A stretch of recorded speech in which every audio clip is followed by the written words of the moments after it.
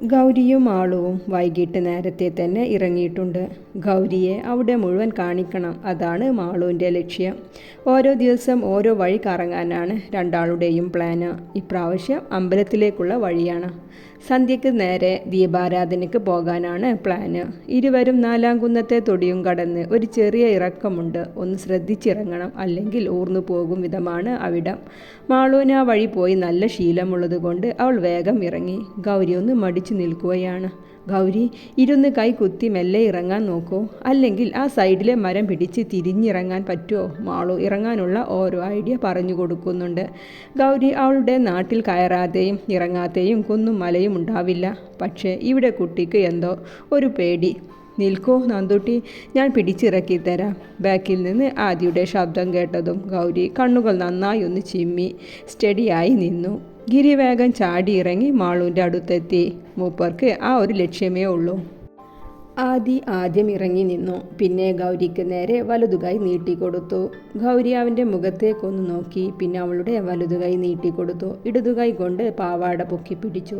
ശ്രദ്ധയോടെ മെല്ലെ ഇറങ്ങി അവസാനം എത്തിയതും അവൻ അറിയാത്ത പോലെ അവളെ വലിച്ചു നെഞ്ചിലേക്കിട്ടു. അവളുടെ മാറുകൾ അവൻ്റെ വിടർന്ന നെഞ്ചിലായി അമർന്നു, ചുണ്ടുകൾ അവൻ്റെ കഴുത്തിലും. ഒരു നിമിഷം ഗൗരിയുടെ കണ്ണുകൾ അടഞ്ഞുപോയി. പേടി കൊണ്ടോ അതോ അറിയില്ല, ആ നേരം അവളുടെ മനസ്സിൽ എന്ത് വികാരമാണ് ഉണ്ടായതെന്ന്. പക്ഷെ ആദിക്ക് അവളിൽ നിന്ന് വന്ന ആ ഗന്ധം മത്തു പിടിപ്പിച്ചിരുന്നു. അവളെ വാരി പുണരാൻ തോന്നിയ നിമിഷം ഗിരിയുടെ ചുമയാണ് അവനെ ഉണർത്തിയത്. ഗൗരി വേഗം മാളുവിൻ്റെ അടുത്തേക്ക് ചെന്ന് നിന്നു. നിങ്ങൾ എങ്ങോട്ടാ? ഗിരിയാണ്. ഞങ്ങൾ വെറുതെ ഇറങ്ങിയതാ. മാളു ഗൗരിയെ നോക്കി വേഗം പറഞ്ഞു. ഈ വഴി നിങ്ങൾ ഇറങ്ങിയാൽ വേറെ എവിടേക്കും ആവില്ല. ആദ്യം മാളുവിനെ കൂർപ്പിച്ചു നോക്കിക്കൊണ്ട് പറഞ്ഞു. അത് കണ്ണേട്ട, ഗൗരി കുറച്ച് ദിവസമല്ലേ ഇവിടെ ഉണ്ടാവൂ, അതുകൊണ്ട് ചാലങ്കോട് കാവും അമ്പലവും കാണിക്കാനാണ്. എന്താ മാളു, ആ വഴി പോവരുതെന്ന് നിന്നോട് അമ്മമാർ പറഞ്ഞതല്ലേ? എല്ലാ തോന്നിവാസവും ഉണ്ട് അവിടെ. നിങ്ങൾ 2 പെൺകുട്ടികൾ അവിടെ ഈ നേരത്ത് തനിച്ചു പോയാൽ ഞങ്ങൾ കണ്ടത് നന്നായി. ഗിരിയാണ്. അവന് നന്നായി ദേഷ്യം വന്നിരുന്നു. നല്ല ഗിരിയേട്ടനല്ലേ? എന്നാൽ നിങ്ങൾ ഞങ്ങളെ കൊണ്ടുപോക്കോ. അവിടുത്തെ കുളത്തിലെ നീല ആമ്പൽ കാണിക്കാനായിരുന്നു.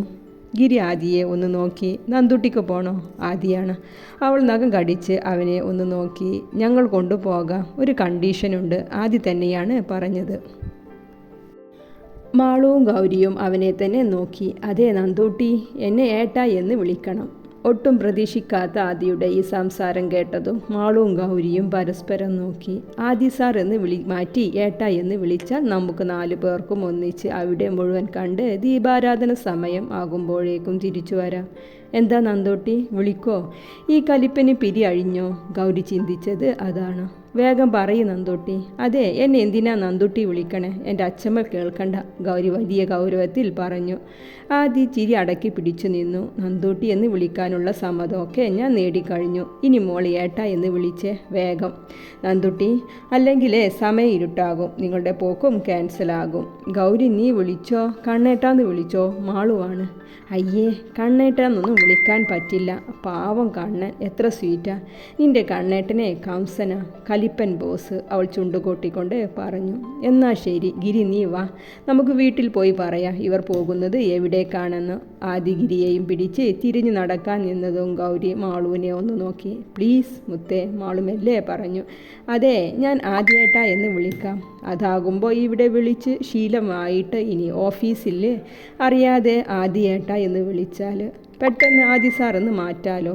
ഗൗരി വലിയ കണ്ടുപിടുത്തം പോലെ പറഞ്ഞു. ഈ തലയിലെ വെയിൽ കൊള്ളിക്കല്ലേ, ബുദ്ധി ഉരുകിപ്പോകും. ആദ്യം അവളുടെ ധാവണിശീല തലയിലേക്ക് ഇട്ടുകൊടുത്തു. മാളു ഗൗരിയിൽ നിന്നും മാറി ഗിരിയുടെ കൂടെ കൂടി. വേറൊന്നുമല്ല, ആദിക്ക് ഗൗരിയോടുള്ള താല്പര്യം ഈ സംഭവത്തോടു കൂടി ഉറപ്പിച്ചു.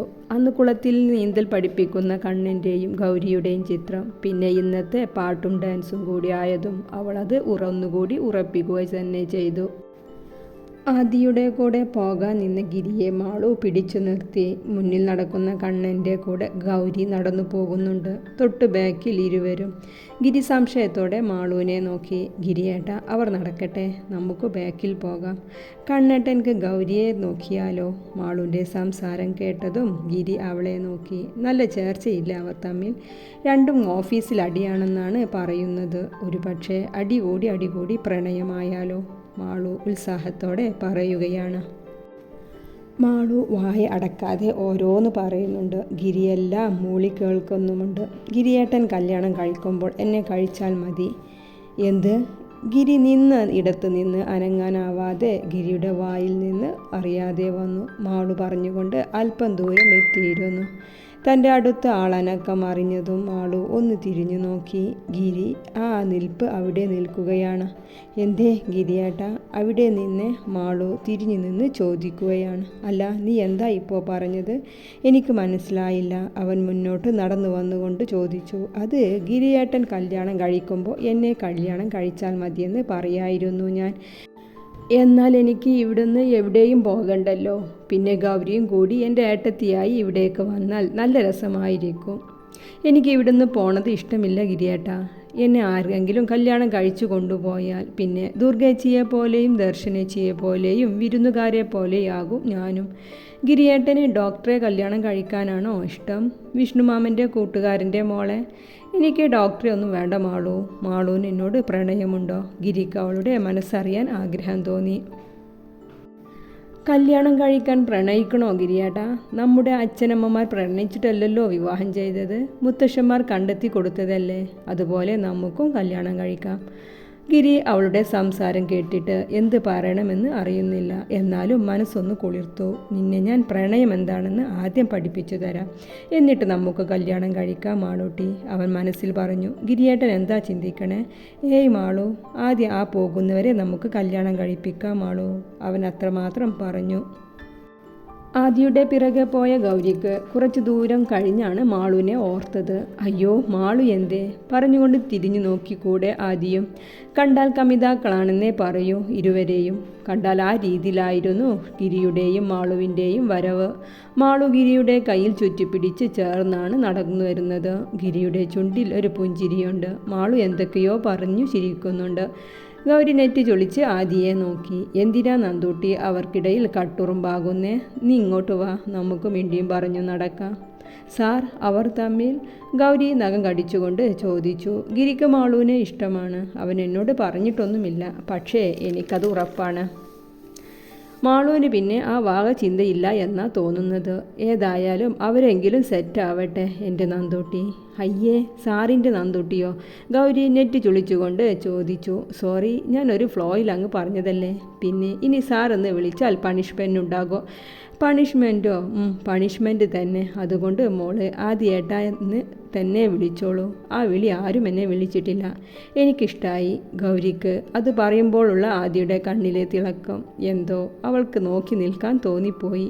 പിന്നെ അവൾ പെട്ടെന്ന് മുഖം തിരിച്ചു കളഞ്ഞു.